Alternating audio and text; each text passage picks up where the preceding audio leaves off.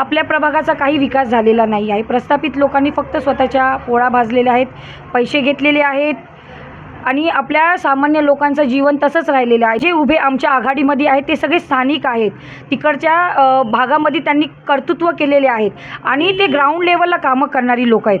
आपल्याला मतदान करणार आहेत कारण आपण फक्त असं हवेत बोलत नाही आहोत, आपण लोकांसाठी कामं केलेली आहेत।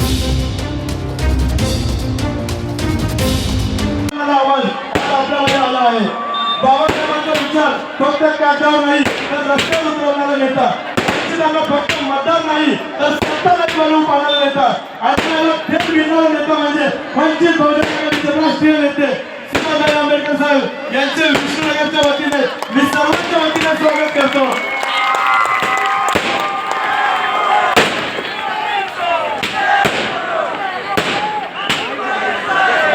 एस न्यूज महाराष्ट्राच्या बातमीपत्रामध्ये पुन्हा एकदा मी आपल्या सर्वांचं स्वागत करतो आहे।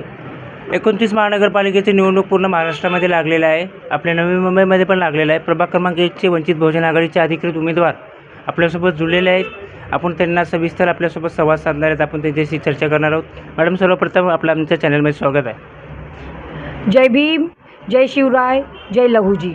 मॅडम, प्रभाग क्रमांक 1साठी आपण निवडणूक लढवत आहात, आपला परिचय आमच्या प्रेक्षकांसाठी।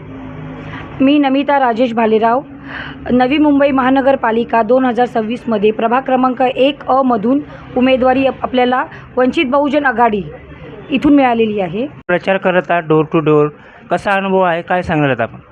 नाही, प्रचार तर छान प्रकारे होत आहे, पण लोक थोडे कन्फ्यूज आहेत, म्हणजे संभ्रम आहेत की 4 आणि 5 वॉर्ड मिळून एक प्रभाग असल्यामुळे त्यांना 4 वेळा मतदान करायचं। हे बहुसदस्यीय असल्यामुळे लोक कन्फ्यूज आहेत की किती वेळा मतदान करायचं, एकाला 4 वेळा करायचं का, किंवा पॅनल सिस्टममध्ये पूर्णतः गोंधळून गेलेली आहे।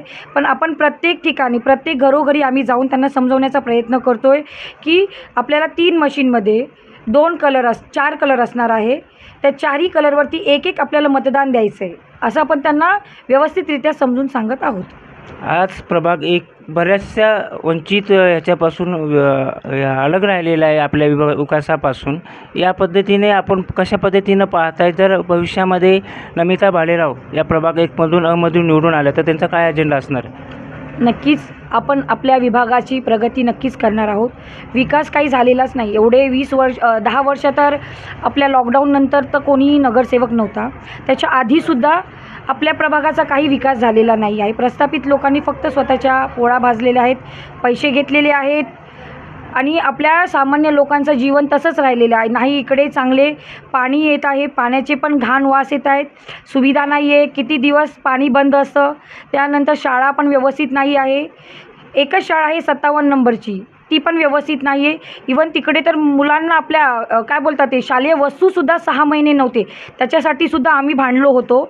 तिकडचे आपले निवेदन दिलं होतं आपण की मुलांना 6 महिने होऊनसुद्धा त्यांना शालेय वस्तू का नाही मिळाले, अपुऱ्या सुविधा आहे मुलांना, रोड व्यवस्थित नाही आहे, त्यानंतर पार्किंगची समस्या आहे, मैदानं नाही आहे, ॲम्ब्युलन्ससारखी सुविधा आपल्या एरियामध्ये नाही आहे। कितीतरी अशा बोलतात ना बेसिक गोष्टी ज्या खरं तर प्रत्येक विभागात गेल्या पाहिजे त्या नाही आहेत। तर आपण नक्कीच आपल्या ज्या बेसिक सुविधा आहे त्या देण्याचा 100% आम्ही प्रयत्न करणार, अगर आपल्याला ही आपण जिंकून आलो तर। माझ्या हिशोबाने आनंदनगरपासून कन्हैयानगरपर्यंत आपला प्रभाग क्रमांक 1 आहे। आपण स्थानिक विकास आघाडीमध्ये वंचित बहुजन आघाडी असेल किंवा उद्धव बाळासाहेब ठाकरेची शिवसेना असेल किंवा अपक्ष उमेदवार रिंकू यादव असेल, प्रचारामध्ये फिरत आहात। उत्तर भारतीय म्हणून रिंकू यादव आहेत, शिवसेना आहे, वंचित आहे, या तिघाचं कॉम्बिनेशन म्हणून मतदारापाशी आपण कोणता मेसेज घेऊन जातात? बरोबर, आपण ना बघा, हे प्रस्थापित लोक साठी पक्ष वाढवण्यासाठी, स्वतःची घराणेशाही वाढवण्यासाठी एकत्र येत आहेत। मग आम्ही स्थानिक आहोत, जे उभे आमच्या आघाडीमध्ये आहेत ते सगळे स्थानिक आहेत, तिकडच्या भागामध्ये त्यांनी कर्तृत्व केलेले आहेत आणि ते ग्राउंड लेवलला कामं करणारी लोक आहेत। पैसे देऊन लोकांना खरीदणारी लोक म्हणजे विकत घेणारी लोक नाही आहेत। आता माझ्या विभागात, आपल्या विष्णुनगर विभागामधून शिकलेले उमेदवार म्हणून मी ॲडव्होकेट LLBच्या 3rd इयरला मी आहे, टीचर पण आहे। मी एक सुशिक्षित उमेदवार आहे, लोकांची आपल्याकडून आमच्याकडून अपेक्षा आहे की एक सुशिक्षित उमेदवार आपल्या नगराचा विकास करू शकतो. तसंच रामनगर साईडमधून आपल्या उज्ज्वलाताई पवार आहे, त्यांचं नेतृत्व चांगलं आहे. त्यांच्या पतीचं तिकडे 30-35 वर्षापासून चांगलं कार्य आहे. तिकडच्या स्थानिक लोकांना त्यांनी चांगल्या प्रकारे सहकार्य केलेलं आहे. ईश्वरनगर आणि यादवनगरमधून ते दिनेश ठाकूर भाऊ आहेत. तसं ते ठाकूर साहेबांचं तिकडे चांगलं काम आहे, त्यामुळे त्यांचं पण तिकडे कार्य चांगल्या प्रकारे घडतं आहे. आणि आपलं यादवनगरमधून रिंकू यादव हा एक उमेदवार आहे, हुशार मुलगा आहे, शिकलेला आहे. तिकडच्या स्थानिक लोकांचे जे पण प्रॉब्लेम असेल तो चांगल्या प्रकारे हँडल करतो. तर ही जी आपल्या 4 जणांची जी आघाडी आहे ती फक्त स्थानिकांची आहे आणि जनतेचा विकास करण्यासाठी आपण ही आघाडी केलेली आहे. आपण लोकांचा विकास करणार आहोत हे विचार करून एकत्र आलेलो आहोत. आज पण आपल्या प्रभाग 1मध्ये ईश्वरनगर असेल किंवा आपला रामनगर असेल, बरीचशी मुलं हे व्यसनाधीन याच्याकडे चाललेले आहेत. बरेचसे तिथं अवैध धंदे चालत आहेत. या कधी तुम्ही कशा पद्धतीने पाहताय? बघा, आपण मुलं व्यसनाधीस का होतात त्याच्या मागे खरं कारण आहे बेरोजगारी. आपल्या मुलांना रोजगार आहे का? इथे रोजगाराची संधीच मिळत नाही आहे. इथे स्थानिक कंपनी आहेत MIDCमध्ये. GRनुसार स्थानिक लोकांना 50% तरी माणसं आपली स्थानिक गेले पाहिजेले. इकडचे जे ठेकेदार आहेत ती लोक आपले पैसे उचलतात तिथून आणि आपल्या स्थानिक लोकांना देत नाही संधी. मग हे सगळं मोडण्यासाठी आम्ही हा निर्धार केलेला आहे की अगर स्थानिक लोक पुढे आले तर त्यांना आपण रोजगार देऊ. रोजगार मिळाल्यामुळे त्यांचे जे व्यसन करणारे आहे ते बंद होतील.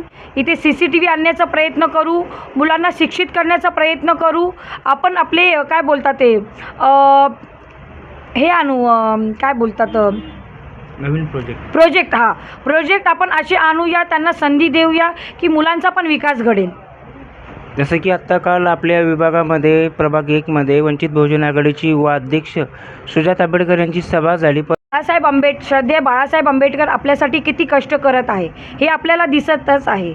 मग त्यांच्या कष्टाचं खरंच चीज होणार आहे. लोकांनी आंबेडकर घराण्यांना बघायला आले मान्य आहे, पण तो आपला पूर्ण मतदारसंघ आहे. त्यातील प्रत्येक जण आहेत ना आपल्याला मतदान करणार आहेत. कारण आपण फक्त असं हवेत बोलत नाही आहोत, आपण लोकांसाठी कामं केलेली आहेत. येथील प्रत्येक नागरिकांना माहीत आहे इलेक्शन आलं आहे म्हणून आपण उभे नाही आहोत. आपण इथे उभे आहोत 10 वर्ष सातत्याने आपण लोकांचे प्रश्न मांडत आहोत. लोकांशी आपण प्रत्येक घरोघरी जाऊन भेटतोय, त्यांच्या समस्या जाणून घेतोय. मग त्यांचे महानगरपालिकेचे प्रश्न असू किंवा पोलीस स्टेशनचे प्रश्न असू, आपण ते नक्कीच सॉल्व्ह केलेले आहेत. त्यामुळे आपण इलेक्शन आले म्हणून उभे राहिलेले नाही आहोत. आपण कामं केलेले आहोत आणि त्याचप्रकारे जनसामान्य लोकांनी आपल्याला संधी दिलेली आहे की तुम्ही उभे राहा, तुम्ही चांगल्या प्रकारे लोकांचे प्रॉब्लेम सॉल्व्ह करू शकतो. म्हणजे काल जी गर्दी झाली होती, थोडक्यात मला म्हणायची, काल जी गर्दी झाली होती ते मताच्या स्वरूपामध्ये होईल का? माझा हाच प्रश्न आहे. नक्कीच मताच्या स्वरूपात होणारी आहे. कारण त्यांना आशा आहे आपल्याकडून की आपण त्यांची कामं करू शकतो.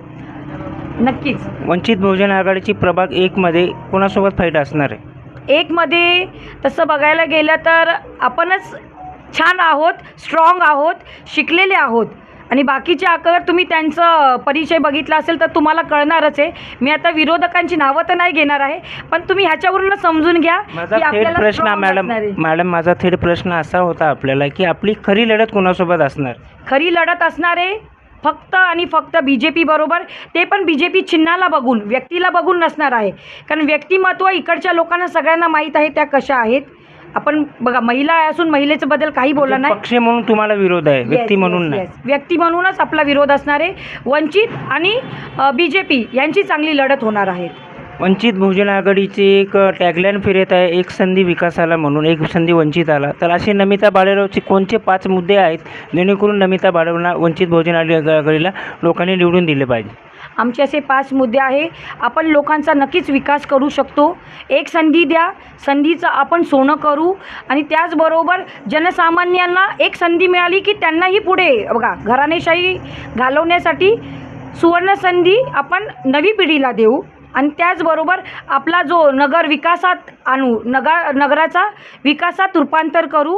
आपले सुशिक्षित होतकरू जे मुलं आहे, बेरोजगार आहेत, त्यांना चांगलं मार्ग लागू, त्यांना चांगलं आपण वळण लावूया, चांगली संधी देऊया. आणि आपली जे इकडचे लोक आहेत त्यांचं चांगलं प्रबोधन पण होणार. येत्या 15 तारखेला मतदान होऊ घातलेलं आहे. नागरिकांना आपण उमेदवार म्हणून काय आवाहन करणार? संविधानाने आपल्याला एवढा मोठा अधिकार दिलेला आहे. अंबानी असो किंवा एखादा सामान्य माणूस, प्रत्येकाला एक मतदान करण्याचा अधिकार आहे. त्यामुळे हा दिवस तुम्ही फक्त सुट्टी म्हणून एन्जॉय करू नका. एका मताने पूर्ण बोलताना देशाचं भवितव्य घडतं. त्यामुळे तुम्ही तुमचा मतदानाचा अधिकार बजवा आणि एक संधी नक्कीच अशा व्यक्तींना द्या जे आपल्या नगराचा विकास करू शकतात. त्यामुळे प्रत्येकाने मतदान केलंच पाहिजे. हे म्हणते वंचित बहुजन आघाडी तथा स्थानिक विकास आघाडीचे अधिकृत उमेदवार नमिता राजेश भालेराव यांना आपण बरेचसे असे प्रश्न केलेले होते. इथल्याचा प्रभाग एक आहे, बऱ्याचशा भौतिक विकासापासून वंचित राहिलेला आहे.